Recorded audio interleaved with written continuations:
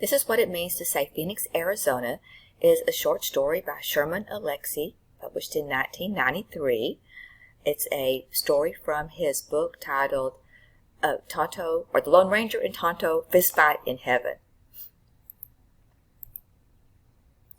The cultural milieu of this story, it's easy to see where, right? Because it begins at a reservation near Spokane, Washington. We know that Thomas talks about going to the falls in Spokane. And then they travel to Phoenix, Arizona to get the ashes of Victor's father. And then they drive back through the state of Nevada and point that out. Then we know it has to be sometime after 1980 and before 1993, because the story was published in 1993. So since, again, it's not science fiction or fantasy or something like that, we know it's not after this date. But we know it has to be after 1980 because when Thomas and Victor talk to Kathy on the plane, she refers back to the 1980 Olympics. So, easy to set the story sometime between those two dates. We can see that the tribal council is the governing body on the reservation because Victor goes to them asking for help to go to Arizona to get his father's ashes. And we know that there are few good jobs on the reservation. Tell us that directly.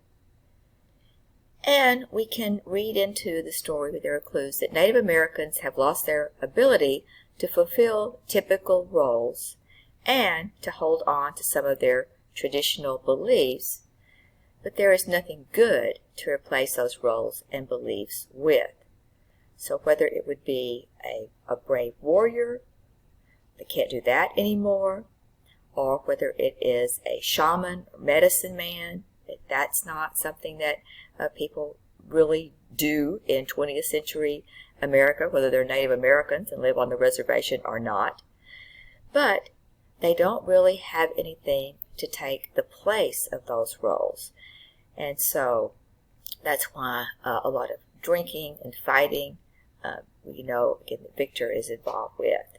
And the fact then that everyone ignores or shuns Thomas because the role of the storyteller, the shaman role, is not valued the way it was in the past.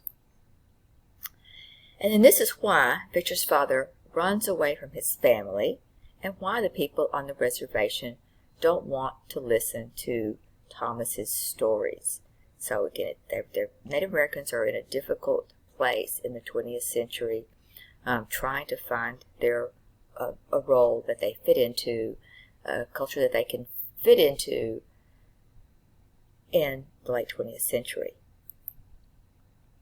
Nature, however, still plays a vital role in Native American life and culture. And you can see all the specific references to nature throughout the story.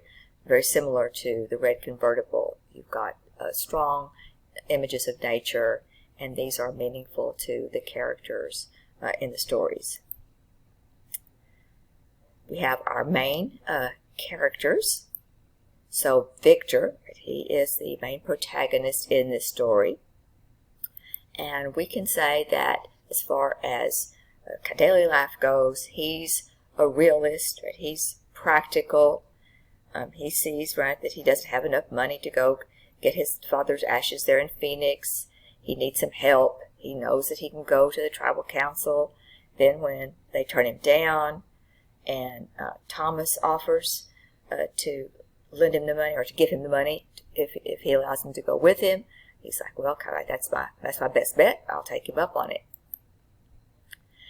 We learn that he is if we think of a stereotypical character who is down on his luck, right? He's been let go of his job with the Bureau of Indian Affairs.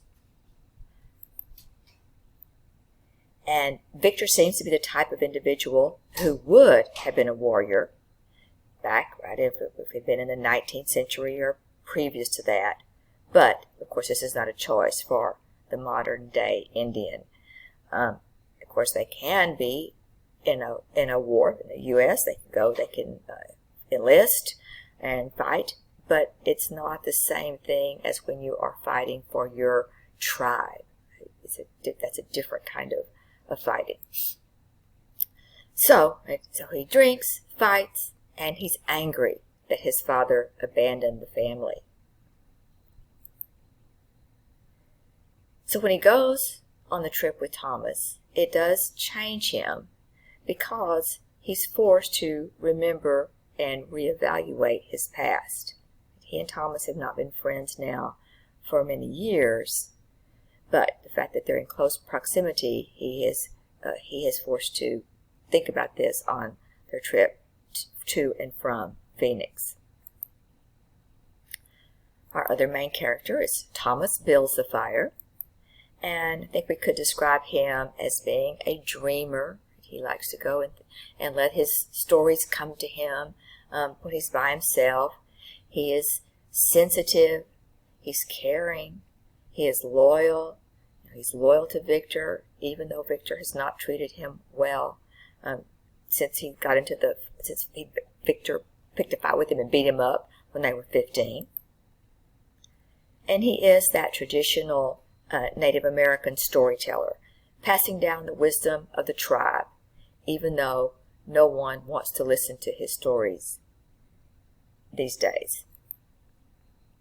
And I think you could say that he is rather open and accepting.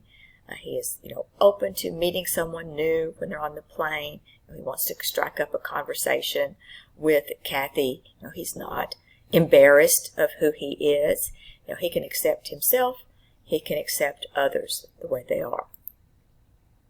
But he does, value community. When Victor's father found him there on the falls and took him then to have breakfast, and then he tells him to look out after Victor, right? And he wants to do that, right? He thinks that that community is something that needs to be nurtured, and he wants to play his part in that. And then, of course, he is spiritual. Right? He thinks about the deeper meanings of things, and this can be seen from the stories that he tells, maybe especially the last one when he talks about Victor's father's ashes rising like a salmon. We have, again, a rebirth there. We do have two female characters. I think they're worth mentioning. Norma Many Horses. And so she's the one who breaks up the fight when they say that, when the narrator tells us that Victor and the other boys could have beaten him to death. But instead she breaks it up, and she's described as a warrior. She is powerful, and the boys are more scared, respectful of her than they are the men of the tribe. Right? They may have ignored them, but somehow she has those qualities that they can respect in an individual. And could it be because they don't see the men acting in ways that they could respect? It's a possibility. Kathy then, of course, is a gymnast, the first alternate on the 1980 Olympic team, we find out when they're on that plane ride. She's described as being white, tiny, beautiful, and she complains about the U.S. government boycotting the 1980 Olympic Games. So she didn't get the opportunity, even though someone else on the team would have had to drop out, get hurt, get sick or something in order for her to actually participate. But then she says that she feels that she's been mistreated by the government, and the point is brought up that, oh yeah, well, we have something in common. Thomas says, just like the Native Americans have been mistreated by the American government. But in fact, right, this is not so at all. It is very minor kind of mistreatment for the U.S. government to boycott one Olympic game, or 1 year of the Olympic Games, whereas we know that the Native Americans, that the treaties that they have signed with the American government have been broken over and over again. and their lives have not been valued and respected, and they have not been treated equally in our society. Moving on then to the narrative structure, the typical narrative structure. We have the point of entry, and we learn that Victor has lost his job at the Bureau of Indian Affairs. The inciting moment comes just almost directly after that, when Victor learns that his father has died of a heart attack in Phoenix. Right? He gets the phone call that tells him that this has happened. Then the crisis doesn't come until almost the end of the story, because it's when they get back at the end of their journey, and Victor, feels bad. Right? He knows that he didn't treat Thomas right through the years, and he understands that Thomas has really helped him by loaning him the money and taking the trip with him. And so, he's thinking, like, what do I do now? So the climax is when Victor gives Thomas half of his father's ashes to show his appreciation. And then Thomas tells about his plan, right, for the ashes. We have a positive ending, both in the fact that, Victor is willing to share something with Thomas, something of value to him, and then we have a very positive view of what's going to happen to the ashes when they're thrown off of the bridge into the falls. And then there is just a little denouement there at the end, where Thomas leaves after getting the ashes, but then he comes back and makes a request of Victor to stop one day and listen to one of his stories. And Victor actually agrees. So even though nobody wants to hear Thomas's stories anymore, Victor has decided that he can appreciate Thomas enough to stop and listen at least once.